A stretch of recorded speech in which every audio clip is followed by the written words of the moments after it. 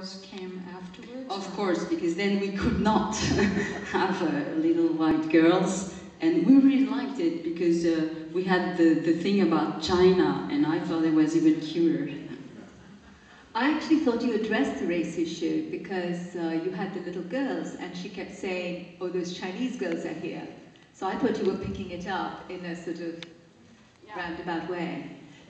It turned out that way, and it helped us, but it was not meant when I wrote the script. And about China, there is a funny thing, is that when I started writing the script, I had some comment that on the fact that Sebastian was a little bit obsessional about China, and he exaggerated the situation, because at that time, like when I started, it was 4 years ago or 3 years ago and a half, China was not that much as today, and now it's perfectly on time.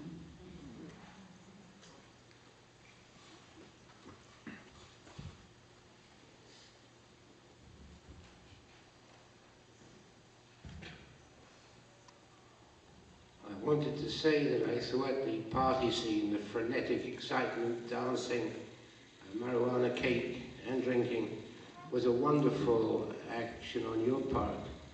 I wanted to ask though whether in this country that would be looked at just a little bit askance or a little bit dubious, because people are slightly prudish in this country and the use of drugs is at the moment not well received. Is it different in France, that that's a very widely accepted activity? No, it's exactly the same in France, and we were financed by a big television network, and when they saw the movie, they kind of freaked out. But on the other hand, they had read the script beforehand and had said, green lighted it, and but still. That's also an effect of my producer. He's like 60 years old, and he knew his period, and his not period, epoch, I would say, days. And he wanted the party to go real wild. And I kept writing the scenes, and he kept sending them back to me, saying, not wild enough, not wild enough. And then at the end, I wrote the fact that Sebastian is kissing his own mother, and then he said, okay, wide enough. I said, good. And, but he had this idea that this scene should shock a little bit, because Sebastian and Clémentine, they are really straight people, and they never touched drugs, unless, unlike their parents. And they are very serious people, and if the audience didn't get shocked, then we would not sympathize with them enough. So that's the reason.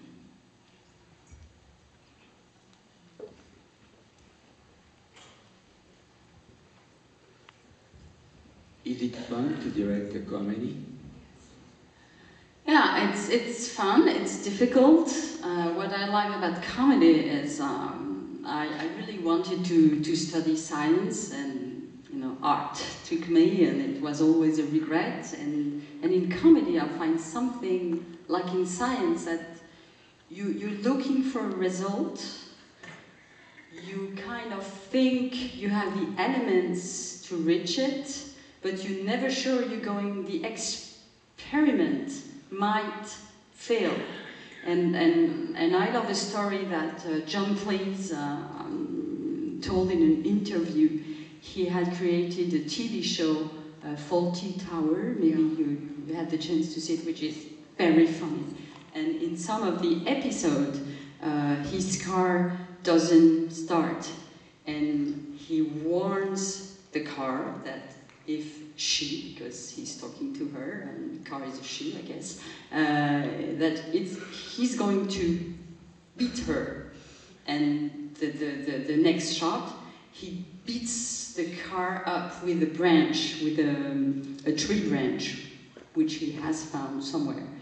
And John Cleese talking about this scene, and when I saw that, I just laughed so much. It was so funny.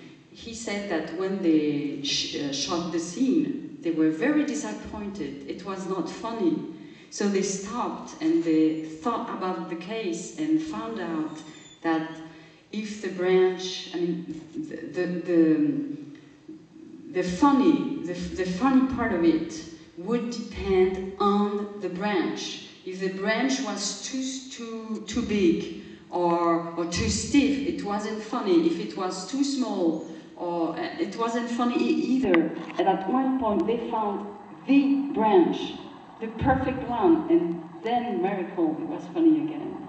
And I really, really related to that story, that you look for something, you don't know exactly what, and suddenly you find it. But it's a lot of work.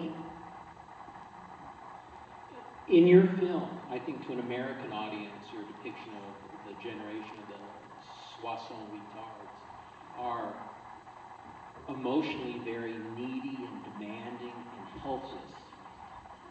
Is that because they're your parents, or are you saying something about the French? I'm not saying they are like that. I'm saying that